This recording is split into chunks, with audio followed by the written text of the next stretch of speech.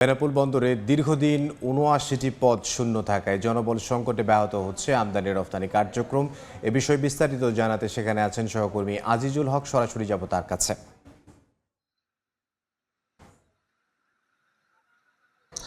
স্থলপথে ভারতের সাথে যে আমদানি বা রপ্তানি বাণিজ্য হয়ে থাকে, যোগাযোগ ব্যবস্থা সহজ হয়, তার প্রায় ৮০% হয়ে থাকে বেনাপোল বন্দর ব্যবহার করে। প্রতি বছর ভারত থেকে আমদানি হয় প্রায় ২০ থেকে ২২ লাখ মেট্রিক টন বিভিন্ন ধরনের পণ্য, এবং বাংলাদেশি পণ্য ভারতে রপ্তানি হয়ে থাকে ৩ থেকে ৪ লাখ টনের কাছাকাছি। ৯৫ একর জায়গায় স্থাপিত বেনাপোল বন্দরের বিশাল এই বাণিজ্যিক কার্যক্রম পরিচালনার জন্য বেনাপোল বন্দরে ২১৩ জন জনবল নিয়োগ রয়েছে। তবে এই বিভিন্ন পর্যায়ে যে জনবল নিয়োগ দেওয়া হয়েছে, এই জনবলের বিপরীতে কিন্তু বেনাপোল বন্দরে কাজ করছে মাত্র ১৩৪ জন, অর্থাৎ ৭৯ জন বিভিন্ন গুরুত্বপূর্ণ পদের যে জনবল, সেই জনবল কিন্তু বেনাপোল বন্দরে কম রয়েছে। অর্থাৎ বেনাপোল বন্দরে এই সমস্ত কর্মস্থলে চেয়ার কিন্তু ফাঁকা রয়েছে। ফলে আমদানি রপ্তানি বাণিজ্য যেমন মারাত্মকভাবে ব্যাহত হচ্ছে, তেমনি কর্মকাণ্ড পরিচালনার ক্ষেত্রে ব্যবসায়ীরা নানান হয়রানির শিকার হচ্ছেন।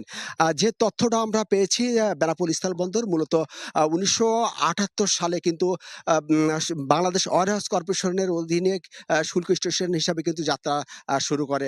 পরবর্তীতে শুল্ক অর্থাৎ ওয়ারহাউস কর্পোরেশন বিলুপ্ত হলে ১৯৮৪ সালে কিন্তু এটি মোংলা বন্দরের অধীনে যায়, এবং পরবর্তীতে ২০০২ সালে বেনাপোল এই শুল্ক স্টেশনটি বেনাপোল স্থলবন্দর ঘোষণা হয়, এবং নৌ পরিবহনের অধীনে কিন্তু এটা নেওয়া হয়।